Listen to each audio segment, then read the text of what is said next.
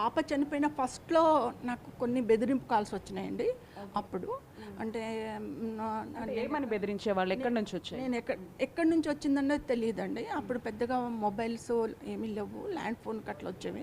అంటే నువ్వు బాగా తిరుగుతున్నావు, వాళ్ళ దగ్గరికి వీళ్ళ దగ్గరికి వెళ్తున్నావు. 2002లో పాప చనిపోయిన తర్వాత వాళ్ళ దగ్గరికి వీళ్ళ దగ్గరికి వెళ్తున్నావు, బిడ్డ పోయింది, నీకు ఇంకొక కొడుకే ఉన్నాడు, ఆ కొడుకుని కూడా ఉంచుకోవాలనుకుంటున్నావా వద్దనుకుంటున్నావా, ఏం చేద్దాం అనుకుంటున్నావు, నువ్వు ఆగకపోతే మాత్రం ప్రాబ్లమ్స్ ఉంటాయి, ప్రాబ్లమ్స్ ఫేస్ చేయాల్సి వస్తుంది.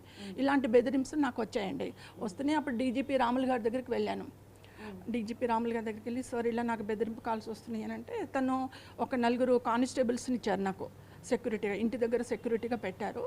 బట్ ఒక 4-5 నెలలు ఉంచేసుకొని తర్వాత నేనే సార్ చెప్పాను, నాకు మెయింటెనెన్స్ కష్టమవుతుంది సార్, నేను మెయింటైన్ చేయలేను, నాకు వద్దు సార్, ఏదైతే అదైంది, ఎలా జరుగుతుందో అలా జరుగుతుంది, నేను మెయింటైన్ చేసుకోలేను సెక్యూరిటీని, కష్టం అవుతుందని చెప్పేసి సార్ క్యాన్సిల్ చేశారు.